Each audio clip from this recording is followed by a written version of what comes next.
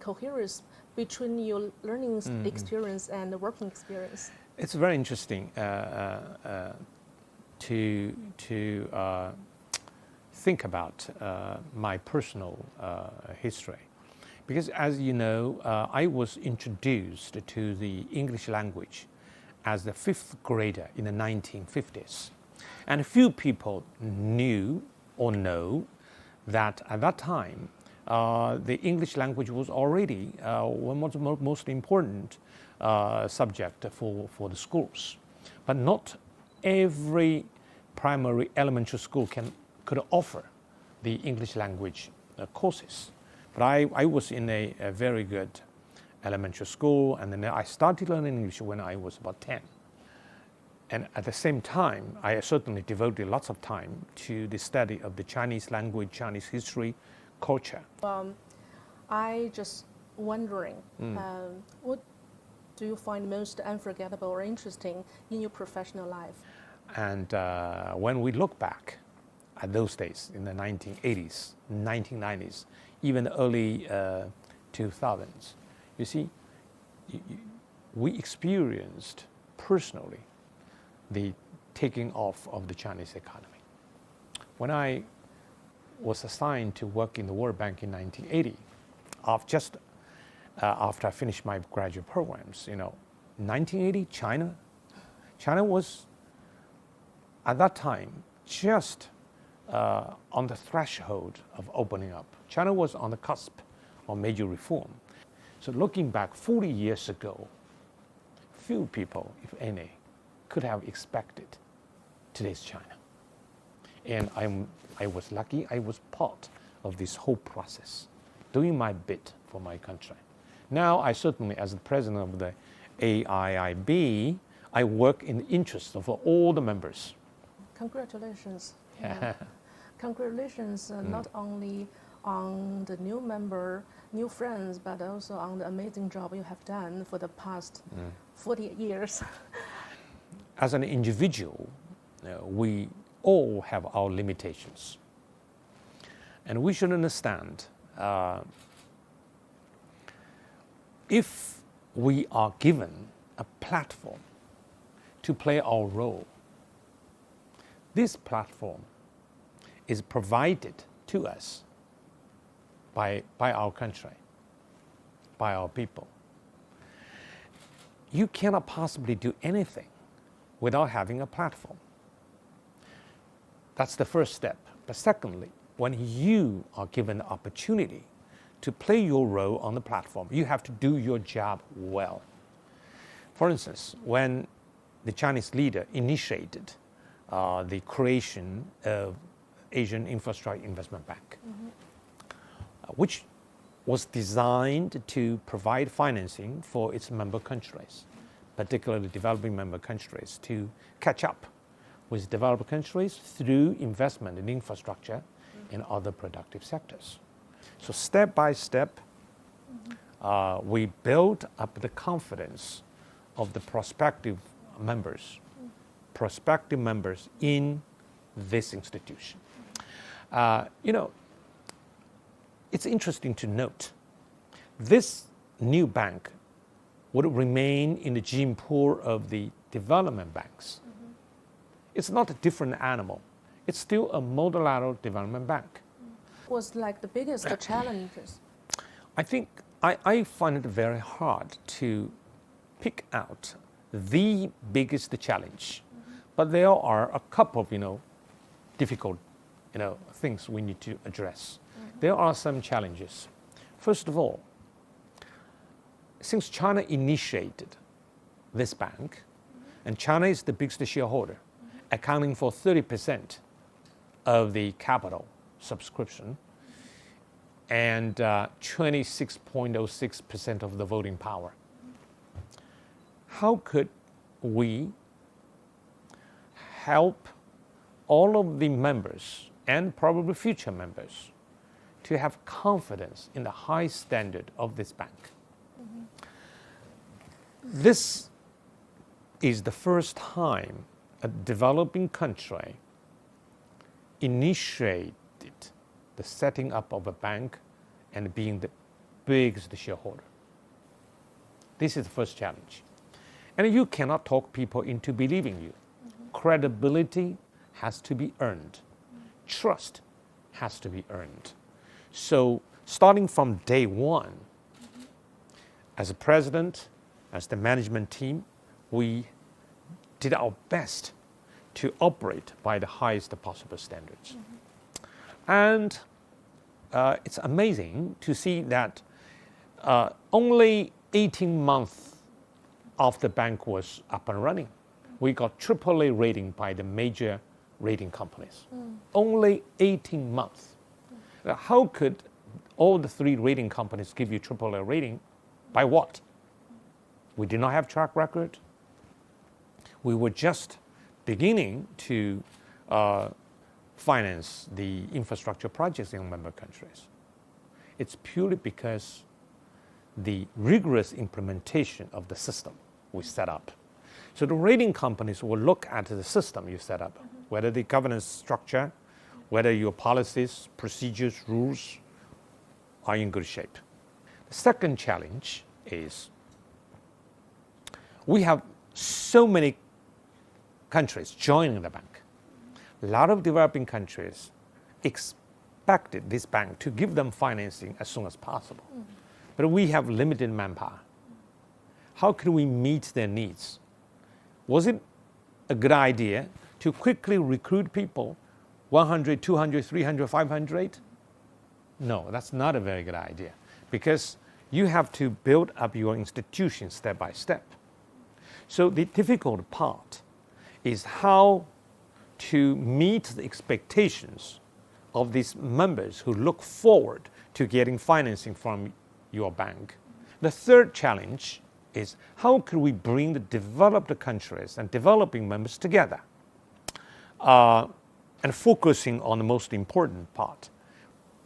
At the same time, we need to build up our lending program on a solid basis as fast as possible.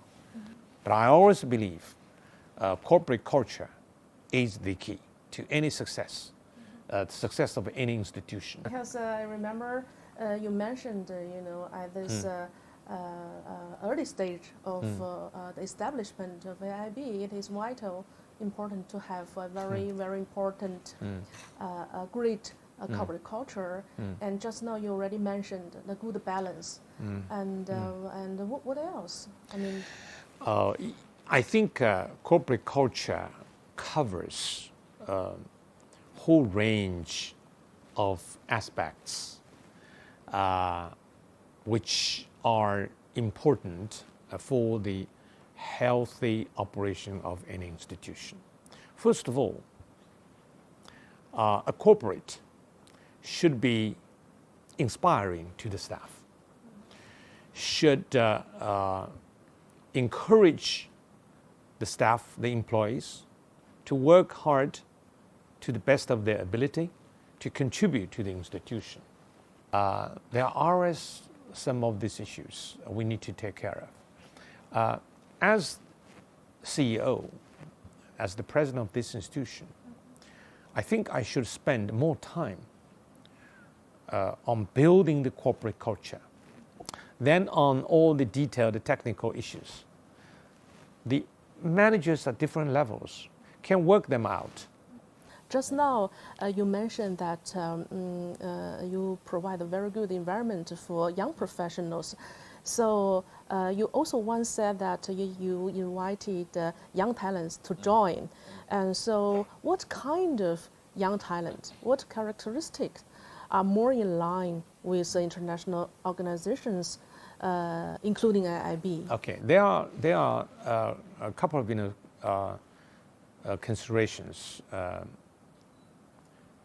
for the recruitment of the young talents. First, certainly, is meritocracy. They must be very good indeed, very competitive. When we advertise a position, normally we will have hundreds of applicants. Sometimes it will go over 1,000. Competitions are very, very tough. We would look at certainly their education background, which is a must, and this is the hard and fast rule. You know, you must have the qualification or proper education. I just, wondering, as a global leader, how do you handle the differences and bring people together? Of course, I think in our bank, we have, as I said, professionals from about 55 countries. They have different background in terms of religion, culture, and the history of their personal history and the probably impact of the previous employers. You can say this is a challenge, but you also can say this is the single most important achievement we aim at.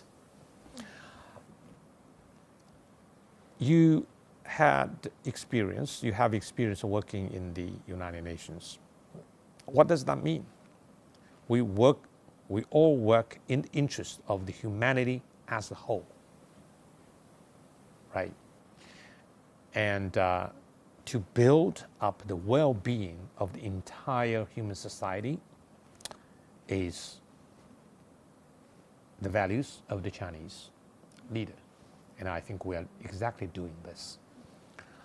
The life goes on, and every day we have some challenges, big or small. Every day we have to deal with some of difficult issues. I just wondering what will be the next investment focuses and the priorities. And of course, the second term, which means, expectation and hope. So how do you define your new role for the next 5 years? So for the next 5 years, during my second term, it is to implement this corporate strategy. In a nutshell, we would be promoting financing for climate change and mitigation to reach 50% of the approved projects by 50% by 2025. Okay, that's what we intend to do. And we aim at reaching 50% of the financing in private sector development, mobilizing private resources for development by 2030. And China has a very ambitious program of achieving the net zero, two steps, 2030, 2060. Yeah. And we are also trying to help China to achieve this objective, because China's a role model. If China can achieve this, it's hugely important for other developing countries. It's a great inspiration. And this is also part of our strategy.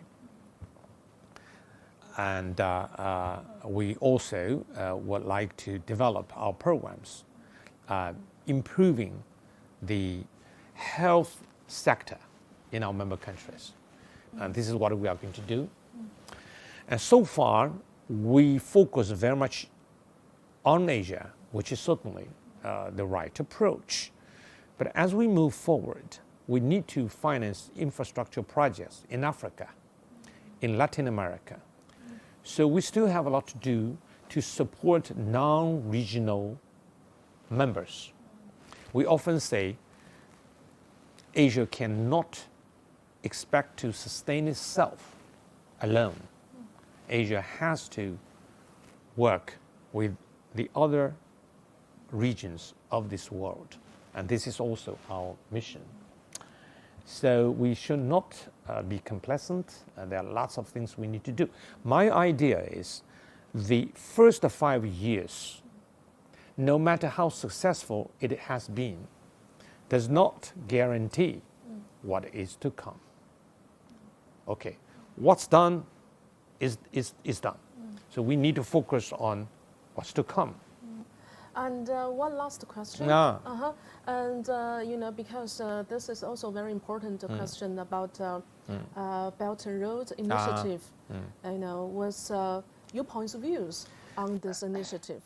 You see, both the Belt and Road Program initiative and AIB were proposed by the Chinese leader. And then the question is, why two proposals? Why not one? Because the Belt and Road Initiative is the platform, I can say the international platform, for all of the countries who are willing to promote infrastructure developments can stay together, right? So it's a platform inviting all of the countries, companies, individuals to work together. This bank, Asian Infrastructure Investment Bank, is a multilateral development bank, which is an institution. An institution operates by its own governance, by its system, by its rules.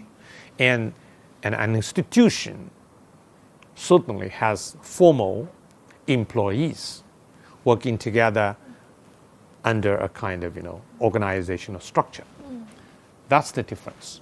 But this Belt and Road and AIB share the same vision of promoting global connectivity or regional connectivity, promoting the globalized economy in which we all enjoy the outcome of 1 + 1 is more than 2. So there are two different mechanisms. These are two different schemes, but they share the same objective. We are very supportive of the Belt and Road Initiative. And when the countries, our members, propose projects to us, sometimes they tell us, oh, this is a Belt Road project. Or sometimes they did not specify it's a Belt Road project, but it's for the connectivity. That's fine.